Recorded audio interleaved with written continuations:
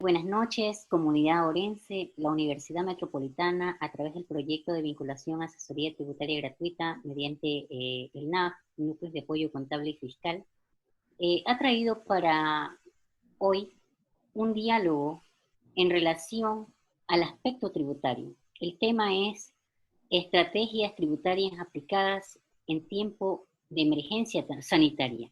Para ello tenemos a la ingeniera Maribel Ramírez, a la ingeniera Susana Noriega, a la ingeniera Rosita Prado y al doctor José Mas. Vamos a compartir un momento realmente importante en relación a esas estrategias que vive hoy en día nuestro Ecuador en relación a esta aplicación fiscal, cómo afecta o cómo beneficia a ese contribuyente, a ese microempresario, a ese empresario. Le damos la bienvenida, Maribel Ramírez. Gracias, buenas noches. Gracias, Marjorie. Buenas noches, compañeros, Susana, José, Rosy. Muy buenas noches. La verdad que el Estado, el gobierno, ha estado motivando e incentivando desde años atrás lo que es a los contribuyentes. Siempre ha sido su objetivo fomentar el empleo y combatir la evasión tributaria. Pero sin embargo, este año, como es de conocimiento mundial, ha sido muy ponderado el caos que se ha vivido y las emergencias económicas sanitarias que hemos tenido cada uno de nosotros, cada uno de los empleadores, de los empresarios. Por más que haya tenido la liquidez suficiente como para poder tolerar algún tipo de crisis, alguna recesión en sus estados financieros, esto ya colapsó porque fue el colmo de toda estrategia financiera, de toda estrategia fiscal, de toda estrategia tributaria. Las estrategias en estos momentos no sirvieron de mucho porque se ha vivido grandes golpes, hemos tenido mucho desempleo en este caso porque los emprendedores, los empresarios cerraron. Una manera de hablar de las estrategias fiscales en este tiempo, en este momento, es precisamente el IVA diferido que los microempresarios lo vivían. Pero hablar precisamente de ese grupo de microempresarios es dejar al resto de los contribuyentes fuera de ese grupo. Y eso no debería ser así, no deberíamos excluir, sino más bien unir y fomentar una ley de manera global y no de manera parcial. ¿Por qué siempre estamos en los micro o en los grandes? Al final el tributo es uno mismo y se paga por el mismo monto. Esas son las partes que al menos cuando nosotros nos sentamos a conversar con compañeros y llegamos a la conclusión de que no debería ser así, porque si yo tengo un impuesto, si yo tengo un beneficio, debe de ser para todos de la misma manera. Ok. Dentro de las estrategias fiscales aplicadas, ¿me puede mencionar cuáles de ellas tuvieron mayor realce o mayor importancia en este tiempo de emergencia sanitaria? Bueno, el anticipo del anticipo de impuesto a la renta, que las empresas lo declaran ahora en el mes de marzo y abril, respectivamente, personas naturales obligadas a llevar contabilidad y las empresas en sí, que ya era de manera voluntaria, porque el año pasado ya salió la ley de que no iba a ser obligatorio como en los años anteriores, y que iba a servir como crédito tributario donde los contribuyentes tenían el beneficio de pedir devolución en caso de exceso. Pero en sí, eso podríamos decir que fue un respiro para las empresas, porque si no les tocaba nuevamente ahora en julio pagar la primera cuota, y ese sí es un valor bien alto, que la mayoría de las empresas al finalizar un ejercicio fiscal no lo compensa. Siempre estamos con crédito a favor, siempre estamos con un crédito ahí de años anteriores, ejercicios de años anteriores que no lo compensa. Pero bueno, la ventaja este año es de que vamos a tener cómo poder reclamar ese crédito tributario del año 2019, que vamos a poder no de manera voluntaria pagar el anticipo no sé quiénes estarían en ese voluntario de pagar un anticipo cuando la mayoría de las empresas siempre se han quejado de no hacerlo y han presentado reclamos y han venido un año tras año diciendo hasta cuándo nos cobran un anticipo, hasta cuándo nos cobran un anticipo que es bastante alto y deja a la empresa sin liquidez en esos meses porque se tienen que planificar y ya pagar al Estado julio y septiembre en su momento, a diferencia del año pasado que fueron en 5 cuotas. Pero igual es dinero que el contribuyente, el empresario, lo tiene ahí paralizado y no lo tiene en movimiento fluido como para invertir y seguir generando. Porque recuerde que si el empresario paraliza sus actividades, el Estado se perjudica. El empleo, el fomento de empleo que el gobierno quiere hacer se paraliza, porque al empresario o al obligado a llevar contabilidad, que son los que más generan empleos, se detienen un momento, no lo hacen. Entonces eso a mí como Estado me causa una pérdida y me empieza a golpear la parte social de una manera muy fuerte. Entonces sí deberíamos empezar a analizar esas estrategias fiscales, tributarias, de otra manera, Marjorie. No de la manera como lo hemos venido haciendo solamente por sectores y sectores, cuando los contribuyentes y la fluidez económica es para todos, no solamente para una parte. Comparto su criterio, además que la situación que vivimos, pienso que la mayoría de las empresas, nadie estaría dispuesta a hacer el anticipo o aplicar el anticipo de manera voluntaria, por la situación en la que vivimos, ¿no? O sea, ¿por qué me voy a anticipar a un impuesto que a lo mejor y la empresa, su situación económica no genera siquiera rentabilidad, utilidad? Entonces, ¿cómo voy a anticipar ya un pago de un anticipo de impuesto a la renta? Pero ahí no estuvo todo, Marjorie. Recuerde que nosotros en el mes de marzo, que fue justamente el principio de la pandemia, donde nos mandaron a cuarentena el 17 de marzo, que todo el mundo, el 17 de marzo, donde todo el mundo ya no salió de sus casas y nos vimos consternados con todo lo que se venía, porque la incertidumbre era tan alta que todos teníamos temor y miedo en ese momento. Nos tocó pagar la contribución. Recuerde usted, nos tocó pagar una contribución en marzo, con un año base del 2018. Y todos la tuvimos que pagar en su momento. Y los empresarios tuvieron que pagar un sueldo en el mes de marzo sin haber trabajado los 15 días restantes prácticamente. Y así me tocó pagar un sueldo en el mes de abril. Entonces sí, o sea, sí debemos analizar mucho las estrategias tributarias que las entidades están proponiendo, porque sinceramente no hay un incentivo como tal. Lo que tenemos es cierres. Para el empresario en realidad, ¿no? Correcto, no lo tenemos, al menos yo desde el punto de vista empleadora, yo no siento un incentivo tributario, algo que me motive a seguir fomentando el empleo y a seguir creciendo como tal. No lo tengo. Ok, muchas gracias, Maribel. Vamos a escuchar a Susana. Ayúdeme, por favor, en relación al tema que hemos tratado con Maribel. ¿Cree realmente que los contribuyentes son los beneficiarios directos ante estas aplicaciones tributarias? ¿Qué es lo ¿Cómo que está están? Buenas pasando noches. realmente? Buenas noches, Marjorie, ¿cómo está? Buenas noches, colegas. Se supone, en teoría, que el principio, como hablábamos desde un comienzo, de la política fiscal del país es recaudar fondos para labores sociales principalmente, ¿no? Educación, salud, etcétera. Y en teoría, los contribuyentes deberíamos ser también los beneficiarios, pues de manera indirecta de ese tema, a través de las obras sociales. Pero nosotros como contribuyentes, sea como empresa o sea como personas naturales, contribuyentes en general, no hemos sentido un beneficio al 100% de las estrategias tributarias que el gobierno ha planteado para paliar esta pandemia tributaria. Recordemos, como indicaba Maribel hace un momento, que ya el gobierno venía golpeado en cuanto a temas de presupuestos. Teníamos un hueco fiscal de miles de millones de dólares. En plena pandemia, el precio del petróleo bajó a menos. Un bolón costaba más que el barril de petróleo, literalmente.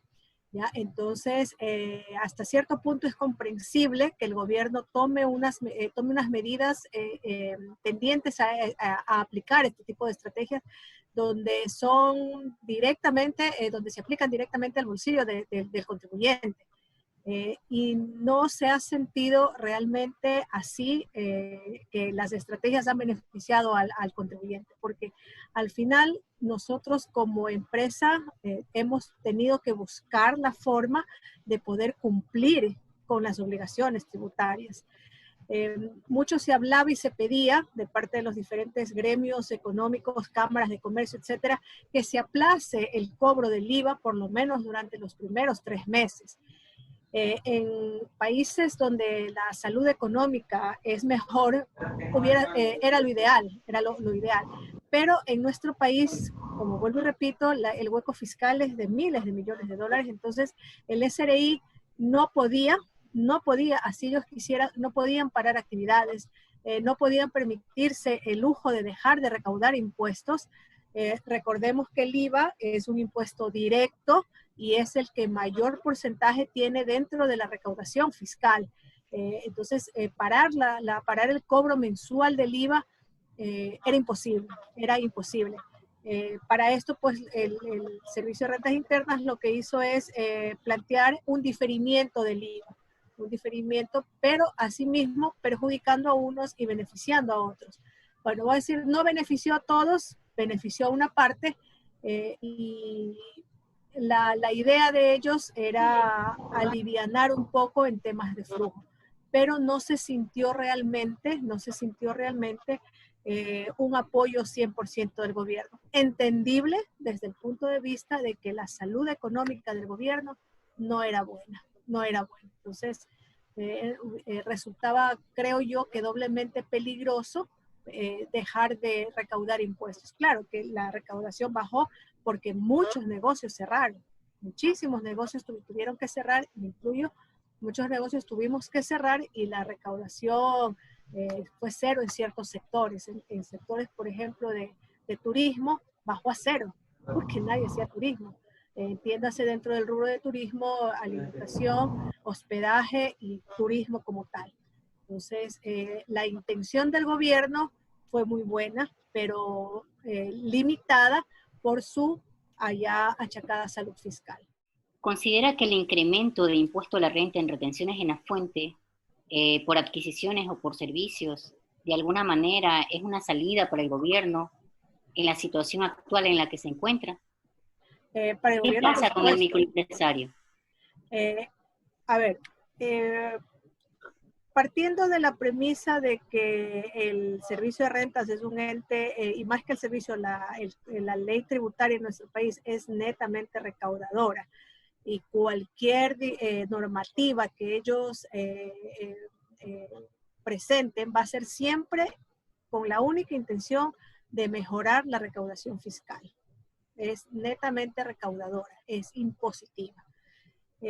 ¿Necesaria para el gobierno? Sí, porque vuelvo y repito, la salud fiscal no le dejaba para otra, pero completamente fuera de tiempo adecuado, porque se reduce el flujo para las empresas que yo antes por ejemplo, yo le vendía 1,000 a mi proveedor, me pagaba $100 menos, ahora me paga $175 menos. Entonces se reduce el flujo para quienes somos retenidos. Sí, me dices es un crédito tributario, pero es un crédito tributario que yo lo veo después de un año, donde el valor del dinero se va reduciendo en el tiempo en una economía que no debería ser porque estamos dolarizados. Sin embargo, el dólar en nuestro país pierde valor cada día. Entonces, desde el punto de vista, pierde poder adquisitivo, obvio. Y entonces, desde el punto de vista estatal del Estado, era necesario incrementar los porcentajes de retención, que si fue o no, o es o no, porque está en vigencia, saludable para los contribuyentes, no. Peor en estos tiempos donde nos hemos visto encerrados desde el 17 de marzo, donde en la gran mayoría todavía de las provincias y cantones estamos en amarillo y no se puede operar al 100%. Entonces, sí se sintió el impacto de esa reducción de dineros en las cajas de las empresas.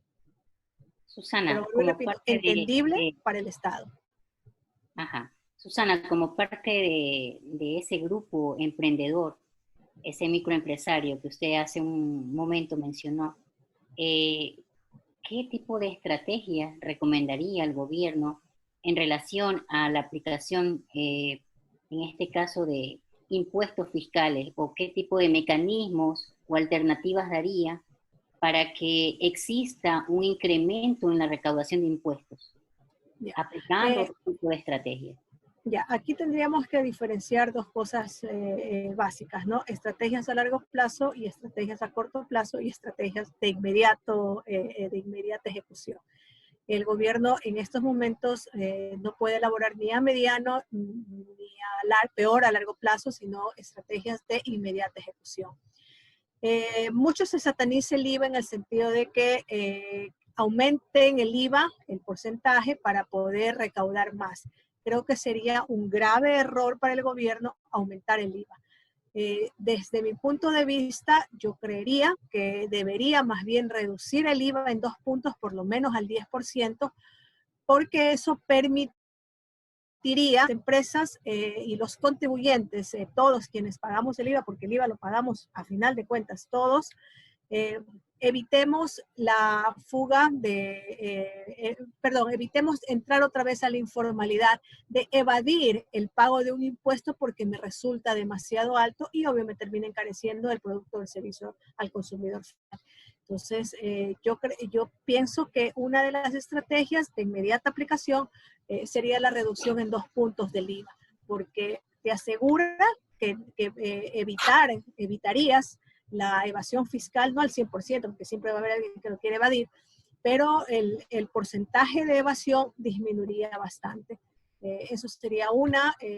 Yo eliminaría también el tema de las microempresas, el impuesto a las microempresas, el impuesto único, tanto a microempresas como al sector bananero, ¿ya? Porque desde el momento en que lo implementaron, empezó la evasión fiscal, porque a final de cuentas el próximo año nos va a interesar qué tanto cumpliste con la normativa de todo con factura.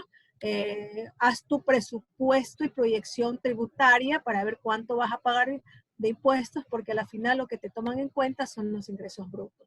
Entonces, eso lejos de permitir una mejor recaudación, aleja el objetivo del gobierno, que es recaudar mejor, y con eso más bien están evadiendo, están evitando una mejor y mayor recaudación. Otra de las cosas que yo haría también es regresar a los niveles anteriores de porcentajes de retención, por lo menos, mientras logramos equilibrarnos las empresas, o todos los que tenemos nuestros negocios grandes, medianos o pequeños, mientras logramos equilibrarnos, pues financieramente hablando, ¿no? Yo creo que con esas 3 a inmediata ejecución, ni siquiera, como te digo, ni corto ni mediano, pero peor largo plazo, yo creo que eso ayudaría pues a mejorar la recaudación. Muchísimas gracias, Susana. Me gustaría, por favor, Rosita, nos ayuda con una interrogante más que tenemos aquí. En el caso de que estas estrategias fiscales sean aplicadas en periodo de emergencia sanitaria, ¿realmente permite la sostenibilidad del microempresario? ¿Qué pasa con ese microempresario? ¿Qué afectación tiene con el análisis que hemos dado en relación a la aplicación del incremento al impuesto a la renta, tanto en bienes como en servicios? Escuchamos, Rosita. Buenas noches, Marjorie, colegas. A ver, de acuerdo a las nuevas reformas, porque es algo que ya está dado, con referente a las retenciones de impuesto a la renta, tanto en bienes como en servicios, según el gobierno, eso iba a permitir, o les permite, en realidad sí les permite al Estado recaudar más fondos para todo lo que ellos necesitan, porque recordemos que ahorita el Estado está desfinanciado. Ahora, esto le sirve al Estado, sí, pero al empresario sí le friega un poco, porque ahorita estamos en una época de recesión, y es una época que va de baja y la situación no se va a componer de aquí por lo menos a un mediano plazo.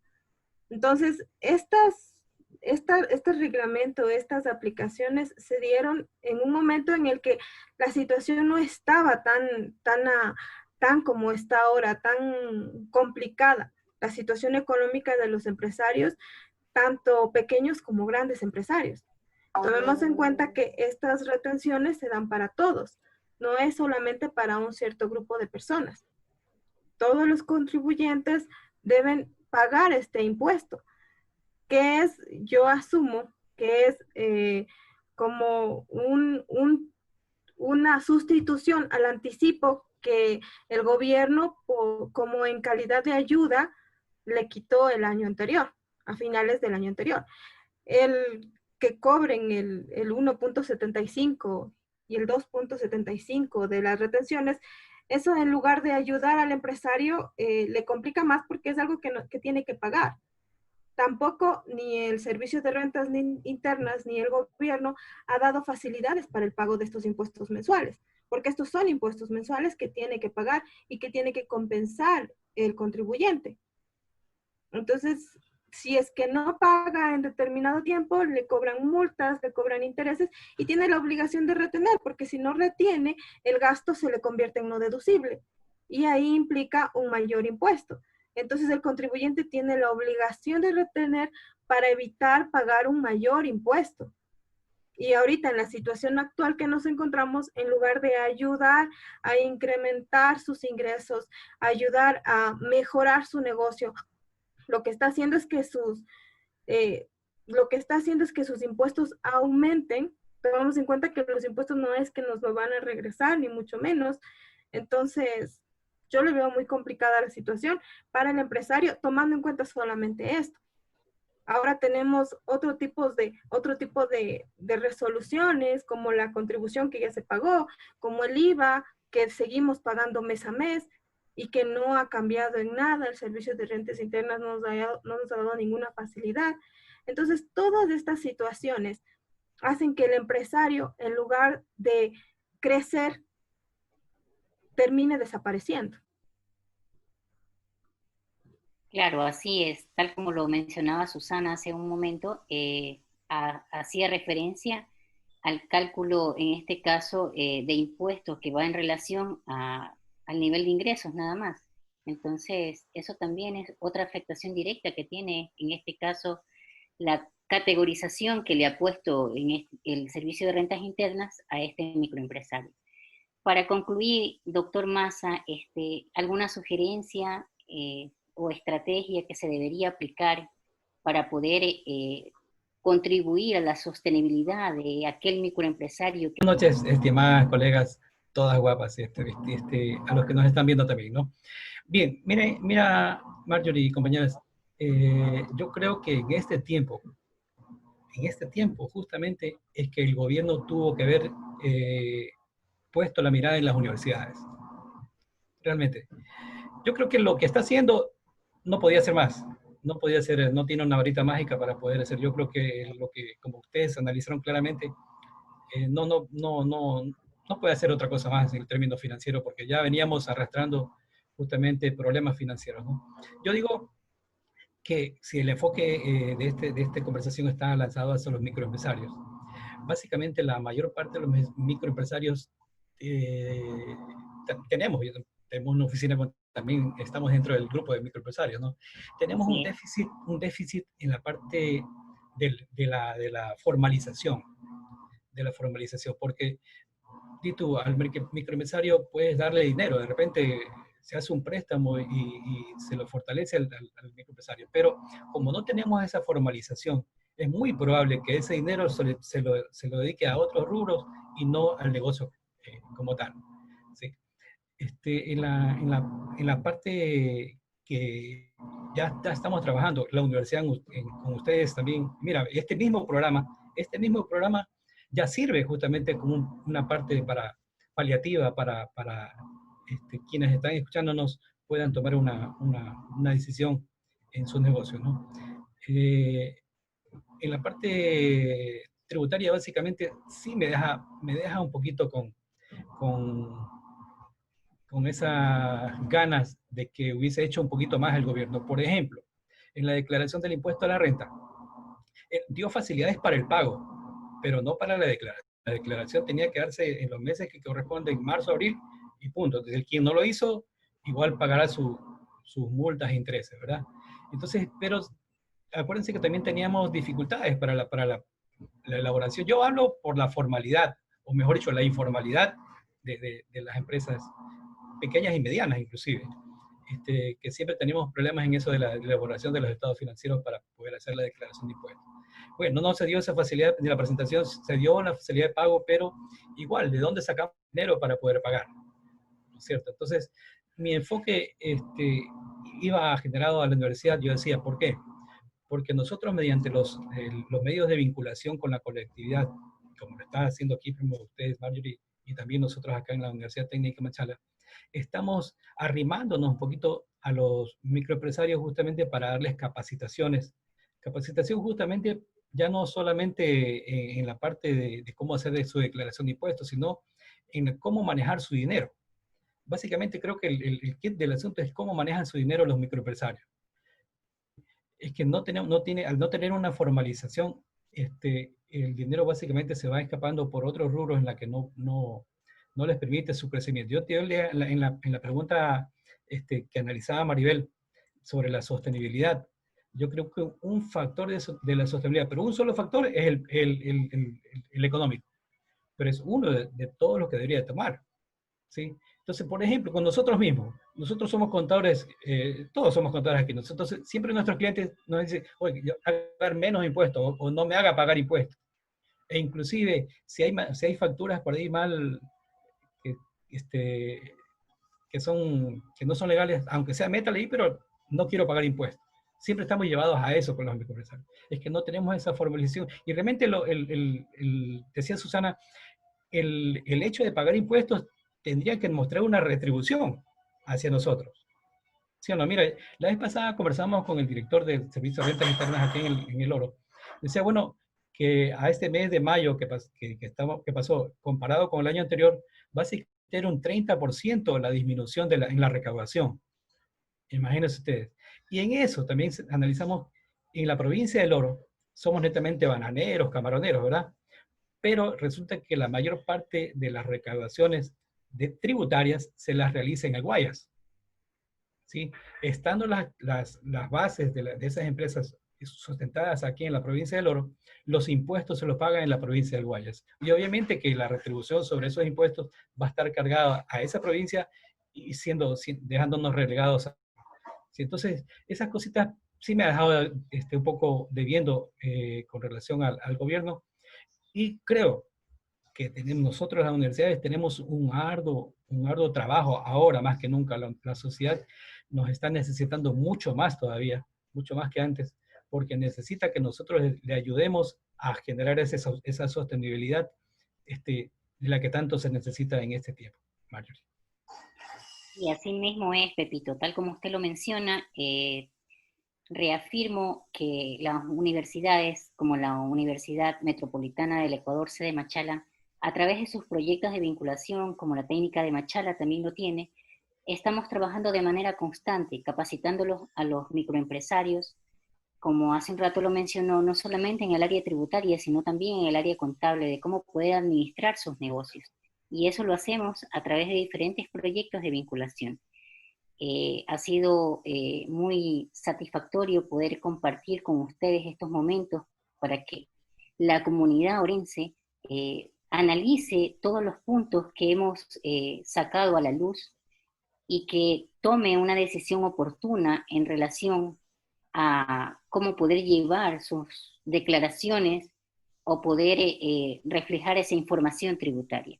Y también, pues, cómo esos impuestos aplicados que vivimos actualmente en emergencia sanitaria de alguna manera afecta, no de alguna manera, afecta de manera directa a aquel microempresario.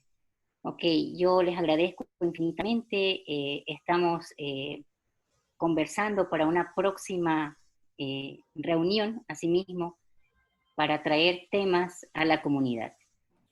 Muchísimas gracias. Gracias, Marjorie. Gracias, Marjorie. Gracias, colegas. Gracias. Un gusto, José. Rosy, un gusto verles. Muy buenas noches. Buenas noches. Muchas gracias. Estamos cerrando el diálogo. Para ello, invito a los expertos a compartir un momento de interacción constructiva. Por favor, demos paso a este momento. Muchas gracias. Hola Marjorie, ¿cómo están? Colegas, buenas noches.